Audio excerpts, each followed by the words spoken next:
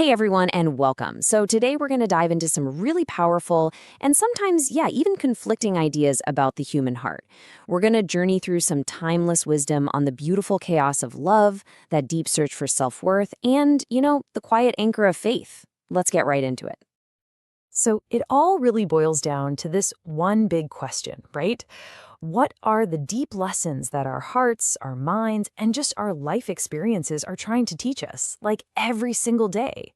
It's a huge question, and the material we're looking at today has some pretty fascinating answers. Okay, so let's kick things off with something pretty interesting from the world of psychology. Just think about the best conversations you've ever had.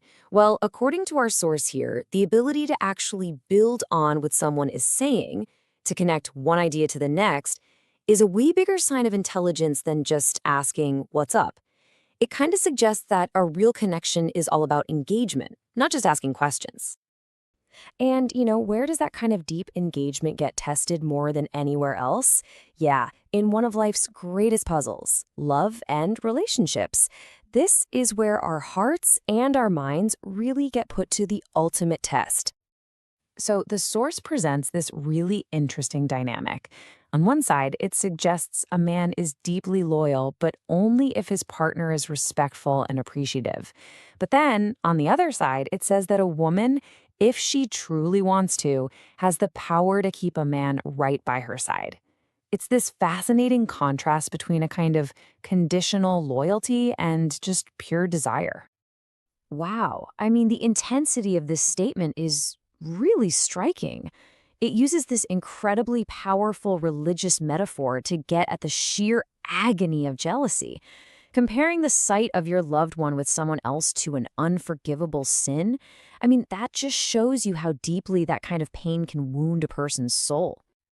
All right, so switching gears to something a lot lighter. The source also throws in this little observation from psychology. Now, whether there's real science behind it or if it's just a cultural thing, I don't know.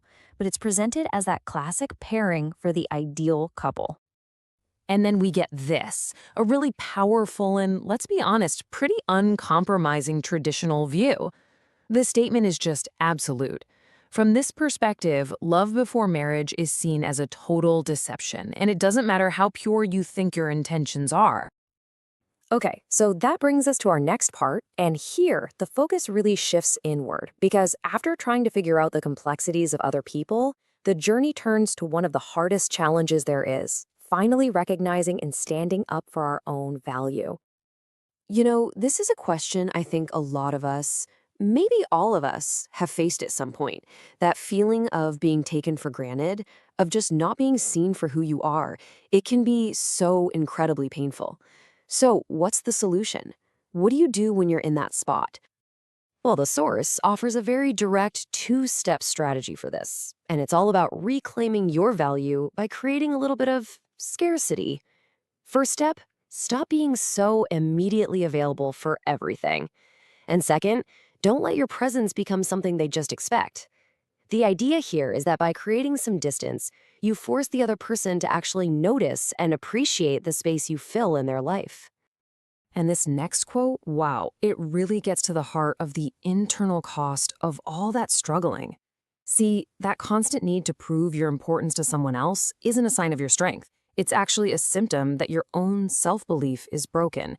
It suggests the real work isn't about changing their mind, it's about healing something inside of you. And that leads us to this list. These are the silent battles, right?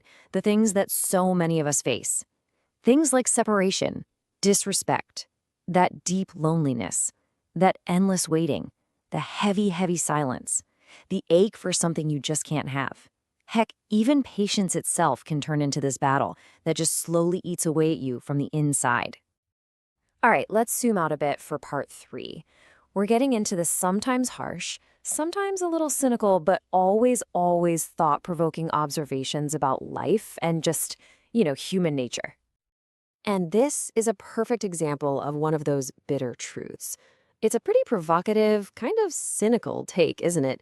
It presents this pairing as a fact of life, and it's definitely a statement that's going to spark some debate about what intelligence and compatibility in relationships really mean. But to balance out that cynicism, we get this this really beautiful idea. It's all about the incredible power of small, positive actions. It suggests that something as simple as just thinking well of someone can be a force that actually pushes back against negativity and disaster. I love this next one. It's such a simple, but man, is it an effective metaphor for just getting through your social life? It's just practical wisdom, right? Recognizing that some personalities are just too thorny, and the smartest move isn't trying to change them or fight them, but to just walk a different path. And that, everyone, brings us to our final part of this journey.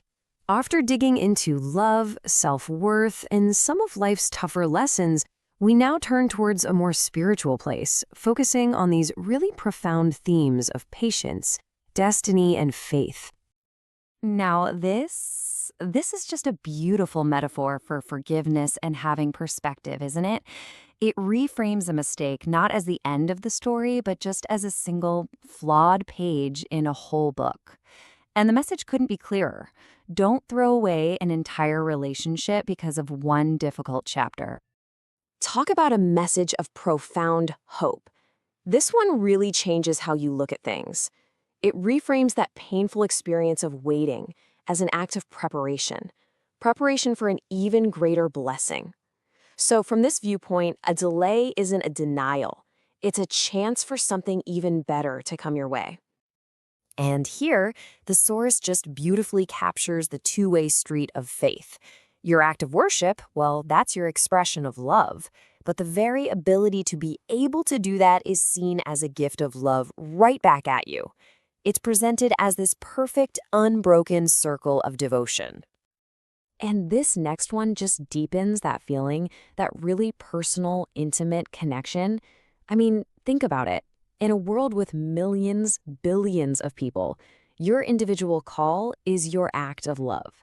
And the idea that your specific voice is heard among that entire crowd, that's seen as the ultimate proof of a love that is always listening. And so our whole exploration here ends with this simple, really heartfelt prayer. It's a wish for alignment, for the deepest desires of your heart to match up perfectly with the path of destiny. A final, hopeful thought on what our hearts, minds, and lives are all trying to teach us. Thanks so much for joining me.